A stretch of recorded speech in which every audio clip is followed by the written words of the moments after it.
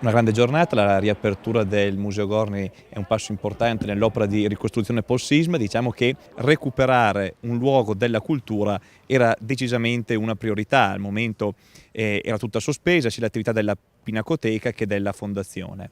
Quindi un ringraziamento a tutti coloro che si sono prodigati per la riapertura di questo stabile, il cui recupero è stato possibile grazie ai fondi di solidarietà dell'Unione Europea e difatti una parte dello stabile oggi è occupata dall'archivio comunale, ma poi ovviamente tutto il lavoro per il ripristino del museo è stato svolto con fondi dell'amministrazione e con l'impegno, oltre che della squadra tecnica, del professor Gemelli in quanto presidente della Fondazione Gorni e da tanti volontari che hanno permesso oggi la riapertura della struttura. Proprio per questo sono felice di ricordare che il Museo Gorni è tra i punti centrali del sistema Dominus Oltrepo Mantovano. Oggi abbiamo qui presenti i suoi rappresentanti proprio perché anche gli spazi museali li stiamo sempre più cercando di gestire in un'ottica appunto non comunale ma di zona di Consorzio Oltrepo.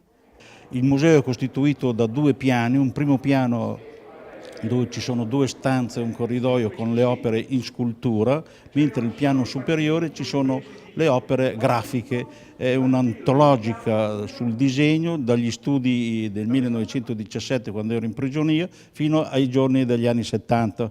Lui muore nel 1975 dopo aver eseguito il famoso monumento a San Rocco della Lega Contadina.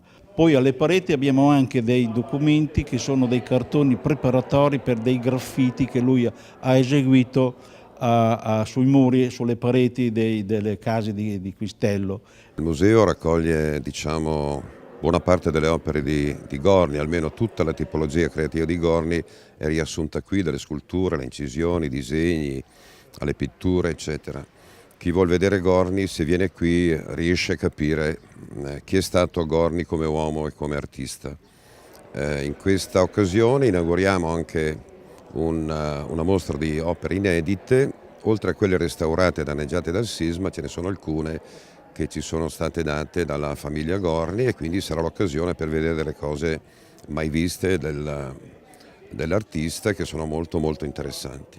Il museo riprende le sue attività come era successo prima del sisma, il sabato e la domenica, il pomeriggio, e anche per i gruppi che vogliono visitare il museo, se ce lo fanno sapere ci sono dei numeri di prenotazione, quindi noi li accompagneremo volentieri.